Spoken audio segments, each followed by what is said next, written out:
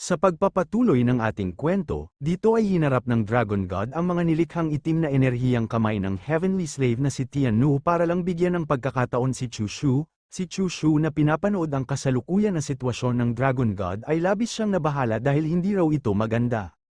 Kaya upang matulungan ng Dragon God ay mabilis na nag-teleport si Chu-Shu sa harapan ng Dragon God para siya na ang humarap sa mga may itim na enerhiyang kamay na nasa kanilang itaas. Kasabay nito ay inatake ni Chu-Shu ang mga kamay gamit ang kanyang Emperor Sword na binabalutan ng Sword Intent. Dahil sa inilunsad na pag-atake ni Chu-Shu ay isa-isang naglaho ang mga kamay ng Heavenly Slaves na si Tiannu, at ang labis na ikinagalit ng Heavenly Slaves ay nakita niya na ang Sword Intent ni Chu-Shu ay dumiretso sa kanyang malaking mukha. Iniisip naman itong ating bida na tunay raw talaga na makapangyarihan ang Unity Sword daw. Ngunit malayo at higit ang antas ni Tiannu kumpara sa kanya. Kung gugustuhin lang raw niya na bigyan ng sugat si Tiannu ay para na rin siyang umakyat sa langit sa sobrang hirap. Dito ay muli na namang lumikha si Tiannu ng maraming mga itim na kaluluwa para kanyang pang-atake kay Chu-Shu. Sinabi pa niya sa ating bida na isa lang raw siyang hamak na wala pang karanasan. Hindi naman nabahala si Chu-Shu sa mga nilikhang mga itim na mga kaluluwa ni Tiannu bagkus madali lang niya itong tinalo. At halata din sa kilos ni Chu-Shu na wala na siyang ibang iniisip kung hindi bigyan ng sugat si Tiannu. Nasabi din niya sa kanyang sarili na si Long Kui at ang iba pang mga cultivator sa Dragon Palace ang target ngayon ni Tiannu, maging siya na palagi niyang target, hindi lang doon dahil pinasok na ni Tiannu ang mga alaala ni Emperor Tai at alam na din niya na sa hinaharap ay dudurugin niya ang buhangin ng panahon at tumakas sa ilog ng panahon at babalik 100 taon upang maghanap ng mga malalakas na kakampi laban sa kanya. Kaya ngayon ay gagawin niya ang lahat upang pigilan ang mga binabalak ni Tiannu laban sa kanya. Naalala din ni Chu-Shu noong matapos niyang makuha ang buhangin ng panahon ay sumangguni siya sa mga sinaunang aklat at doon niya nalaman na mayroong dalawang paraan upang pigilan ang cultivator na gamitin ang buhangin ng panahon at tumakas sa ilog ng panahon. Matapos raw lumitaw si Tiannu ay hindi siya umatake sa kanya kung hindi ang pinuntirya niya ay si Long Kui. Ipinapakita lang nito na wala talagang balak si Tiannu na tapusin agad ang kanyang buhay, kung hindi pinalipas lamang niya ang oras. Ang paraan ngayon ni Tiannu para harapin siya ay tiyak isang space of time. Natatawa pang sinabi ni Tiannu sa ating bida na napakatalino raw talaga niyang bata, nakakahinayang lang raw talaga dahil kinakailangan pa niyang kumalaban sa kanya.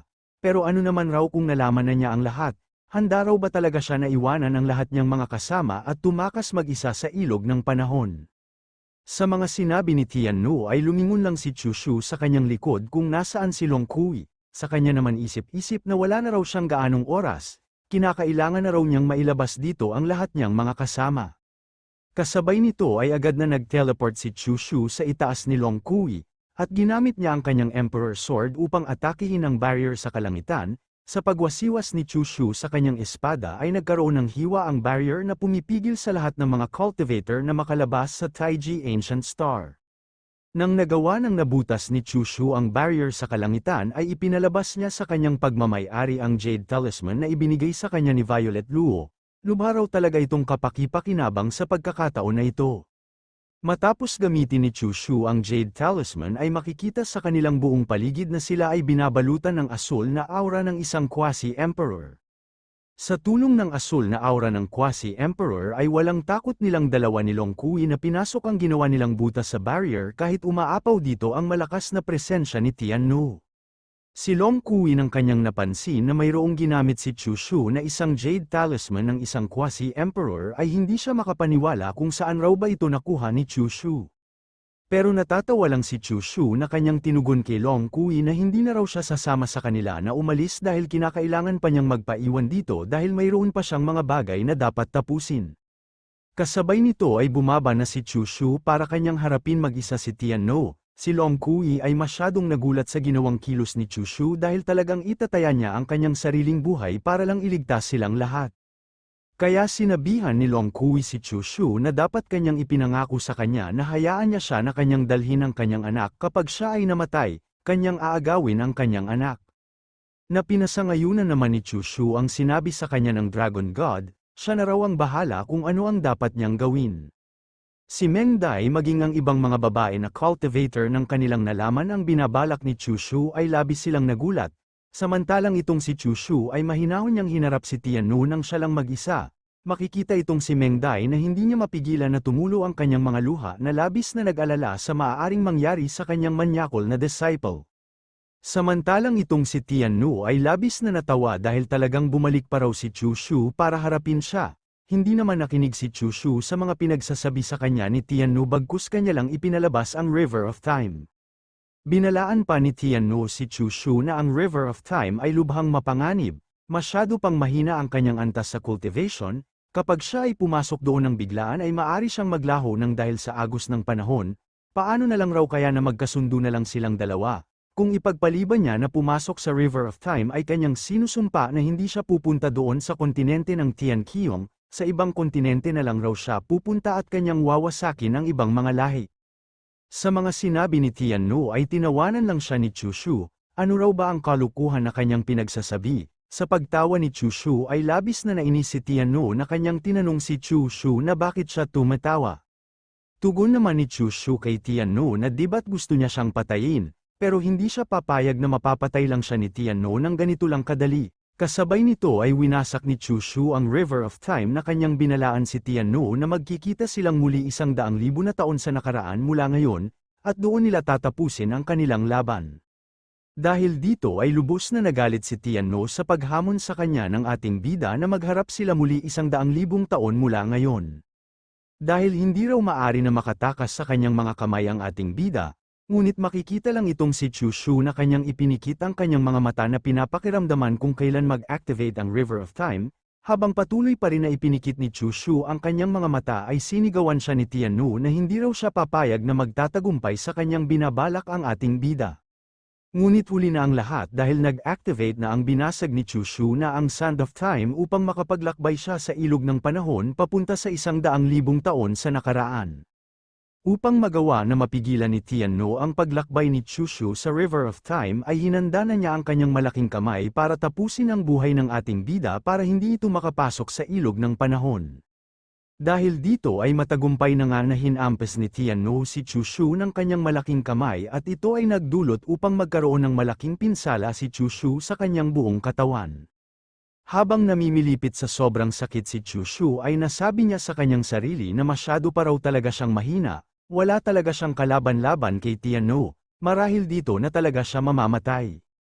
Upang tuluyan na malagutan ng hininga si Chu Shu ay mabilis na hinabol ni Tiannu ng kanyang isang kamay ang ating bida para kanya itong durugin.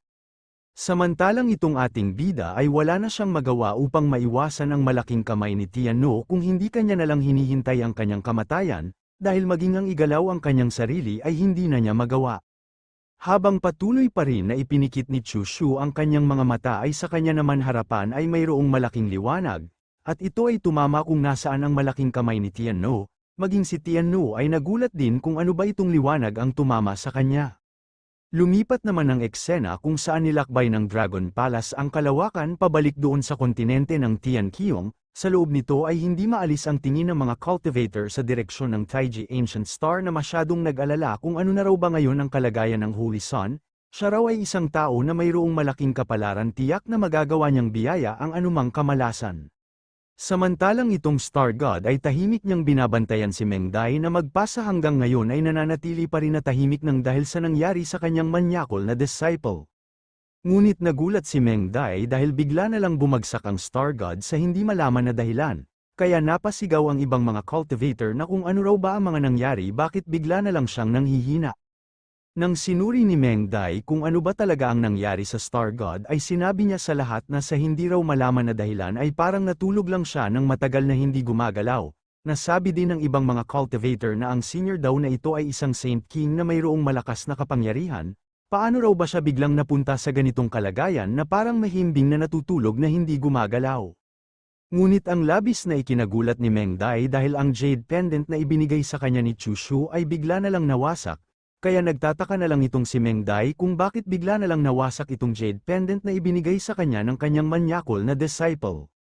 Kaya hindi niya mapigilan na manginig ang buo niyang katawan na kanyang nabanggit na imposible raw itong mga nangyari. Na napansin naman ng ibang mga cultivator si Meng Dai na kanilang nasabi na marahil raw ba napatay na ngayon ang Holy Sun, paano raw ba ito posible? Nang nalaman ni Lei Xin na patay na si Chu Shu ay hindi niya mapigilan na tumulo ang kanyang mga luha, maging ang mga bata na galing sa Thunder Clan ay umiiyak dahil hindi nila matanggap ang biglaan na pagkamatay ni Chu Shu na nagligtas sa kanilang lahat. Samantalang itong alagang manok ni Chu Shu na nasa loob pa ng itlog ng kanyang narinig ang lahat ng mga cultivator na nagluksa sa pagkamatay ni Chu Shu ay kanyang sinisigaw na imposible raw itong lahat, dahil si Chu Shu ay isang malupit at masyadong tuso. Sinasabi nga ng karamihan na ang mga tao na sukdulan ng kasamaan ay tumatagal ang buhay. Paano siya namatay ng ganito? Hindi siya naniniwala na patay na ngayon si Chu Shu. Nasabi din nitong mga demonyo na si Chu Shu raw ang nagligtas sa kanilang mga buhay. Ngayon ay patay na siya. Hindi na nila mababayaran ang kanyang ginawa sa kanila na kabutihan, at hindi na rin maaring makatuntong ang kanilang mga lahi sa lahi ng mga tao. Napinasangayunan naman ng iba pang mga demonyo ang mga sinabi ng kanilang kasama na malaki talaga ang utang na loob nila kay Chu Shu. Itong si Meng Dai ay hindi pa rin maalis ang kanyang tingin sa jade pendant na ibinigay sa kanya ni Chu Shu na dahan-dahan na naglalaho sa kanyang mga kamay. Nang napansin ni Tianjin na hindi pa rin nagsasalita ang kanyang junior sister na si Meng Dai ay kanyang tinawag ang pansin nito, at nakikiramay siya sa pagkamatay ng kanyang disciple na si Chu Shu. Pakiusap tanggapin raw ng kanyang junior sister ang kanyang pakikiramay. Pero tumugon lang sa kanya si Meng Dai na mayroong malungkot na boses, na ayos lang raw siya, at kasabay nito ay binuhat ni Meng Dai ang Star God upang pumunta na sa silid. Nang papaalis na si Meng Dai ay hindi naman maalis ang tingin sa kanya ni Tianjin na masyadong nag-alala kung ano ba ang pakiramdam ngayon ng kanyang junior sister. Mayroon naman isang matanda na cultivator na humawak sa balikat ni Tianjin na kanya itong pinayuhan na huwag na siyang sumunod dahil sa ngayon ay kinakailangan ni Meng Dai ng katahimikan, at napabuntong hininga na lang itong matanda na masyadong naghihinayang sa pagkamatay ni Chu Shu. Siya pa naman raw ang kauna-unahang Holy Son ng Taisu Holy Ground, marahil siya na din ang pinakadakilang henyo ng sangkatauhan. Si Meng Dai nang kanyang narinig ang mga sinabi ng lahat ng mga cultivator na nasa kanyang paligid ay hindi niya mapigilan na umiyak dahil hindi niya matanggap na patay na ngayon si Chu Shu. Lumipas ang maraming araw dito sa kontinente ng Tianqiong ay walang ibang pinag-usapan ang mga tao kung hindi ang pagkamatay ni Chu Shu doon sa Taiji Ancient Star. Isinakripisyo raw ng Holy Son ang kanyang sarili para iligtas ang lahat. Masyado raw talaga siyang kaawa-awa. Ngayon ay wala na ang Holy Son at mas marami pang mga lahing dayuhan na nasa antas ng Saint ang dumarating, talagang malapit nang dumaranas ang kaguluhan dito sa kontinente ng Tianqiong.